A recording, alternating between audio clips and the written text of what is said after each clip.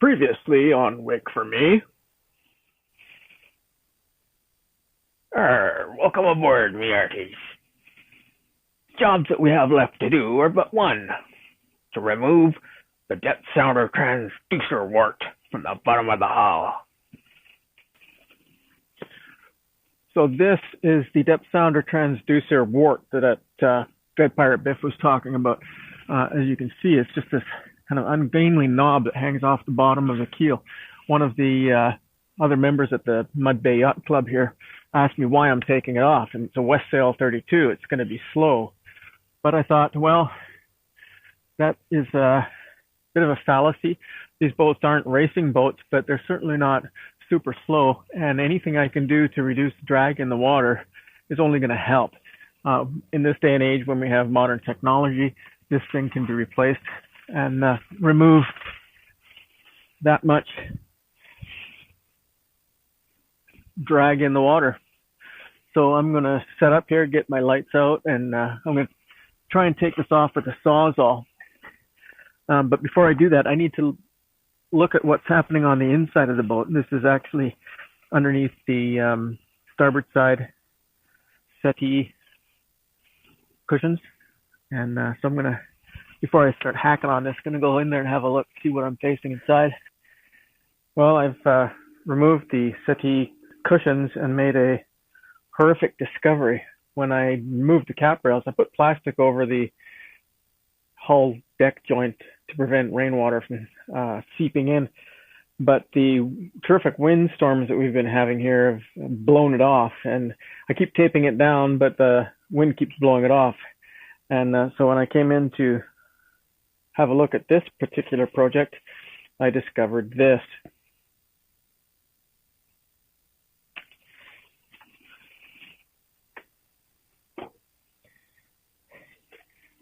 You can see here the difference in the dark wood and the light wood.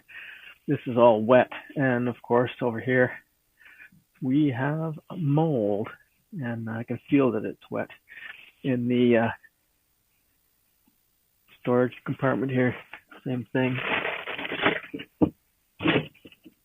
It's quite wet.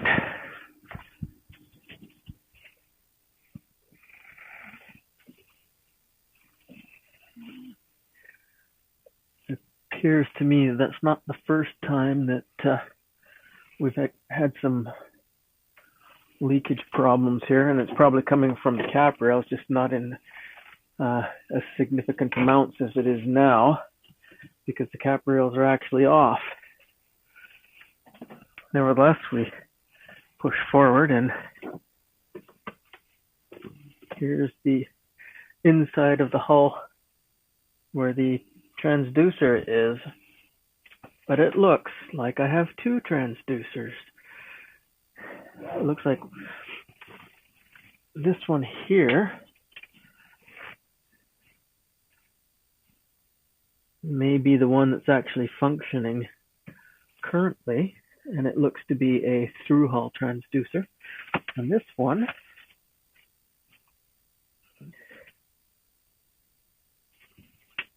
looks like the old one, but I'm not sure.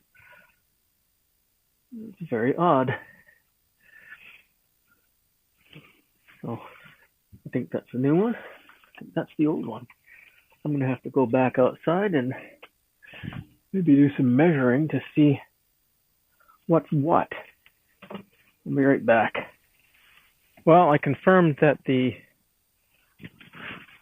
transducer that we're going to cut off is actually disconnected inside, and that the second transducer inside is a through hull transducer, so I don't have to replace it, which is a very good thing. But I can cut this off pretty much with impunity. So in order to do that, I'm going to break out my, kind of looks creepy, eh? Saw. My new DeWalt Sawzall. I used a similar tool for cutting the pin on the mast, and it was very effective. So I'm hoping that when I go to town on this, it will be just as effective. Now, I've never done this before. I don't know if this knob is hollow or like a bowl stuck on the hull, or whether it's solid, like a solid lump of fiberglass. but I'm going to find out. I've never done this before, so if you have and you think I'm going about this all wrong, please forgive me. I'm making it up as I go.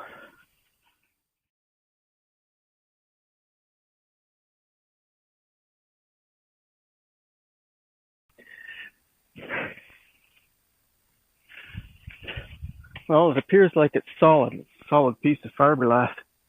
So it'll take me a couple of minutes to get through it, but I'm confident.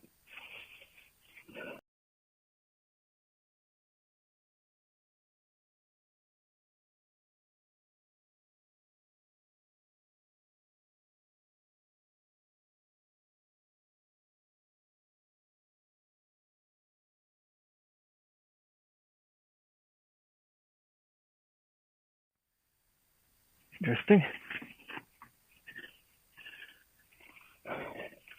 Well, the sawzall came through and performed exactly like I had hoped it would.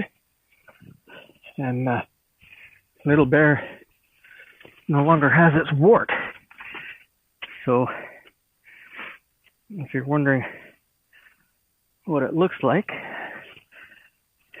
that's the sender for the old transducer, and it was not hollow, a solid piece of fiberglass. I don't think they used a mold for it. You can tell by the shape it's very, it's not a sphere, it's not oblong, it's not anything. And there's the transducer. I just sawed right through it.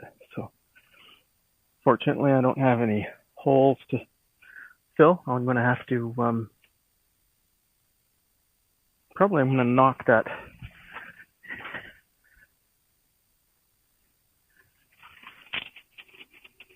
piece back through the hole, because I'm going to have to grind that down and ferret in.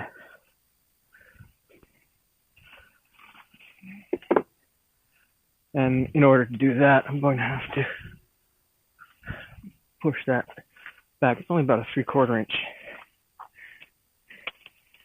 fitting. You see, that's not a bad job at all. Nope.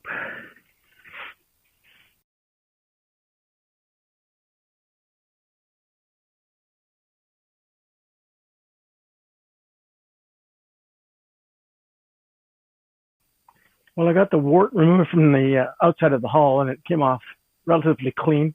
I've ground it down, but now I'm left with the problem of the actual transducer itself.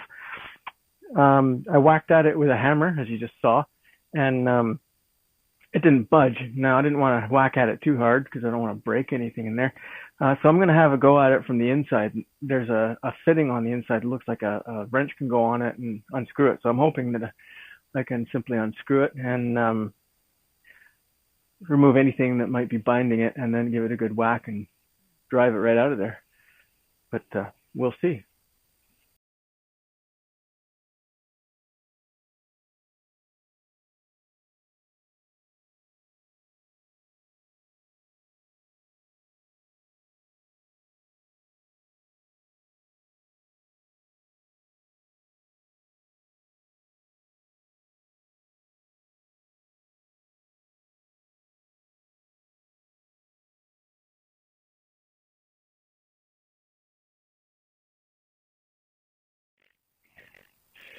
Well, we have success.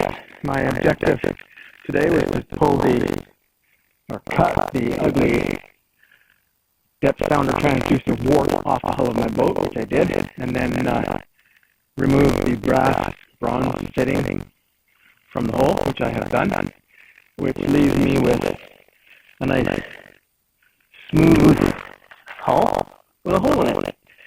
And holes aren't particularly difficult to repair, so I will clean that up and